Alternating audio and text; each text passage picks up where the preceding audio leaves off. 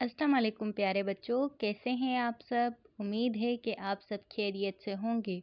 मैं हूं आपकी उर्दू की टीचर मिस ईमान। आज हम पढ़ेंगे हुर्फ अलिफ मंदा की लिखाई। हम सीखेंगे कि हुर्फ अलिफ मंदा की लिखाई कैसे होती है। आइए हम सीखते हैं हुर्फ अलिफ मंदा की लिखाई।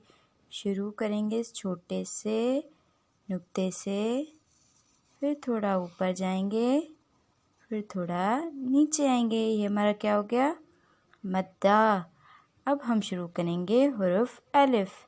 शुरू करेंगे इस छोटे से नुक्ते से, बिल्कुल सीधा, आराम आराम से दूसरे नुक्ते तक। ये हमारा क्या हो गया?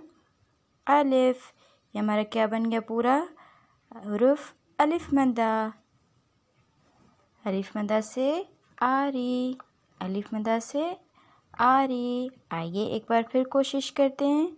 शुरू करेंगे हम इस छोटे से नुक्ते से, थोड़ा ऊपर, फिर थोड़ा नीचे। हमारा क्या हो गया? मद्दा। अब हम बनाएंगे अलिफ। ये शुरू करेंगे इस छोटे से नुक्ते से, बिल्कुल सीधा, बिल्कुल नीचे तक। ये हमारा क्या हो गया? अलिफ। अलिफ मद्दा। शुक्रिया वीडियो देखने के लिए। खुदा हाफिज।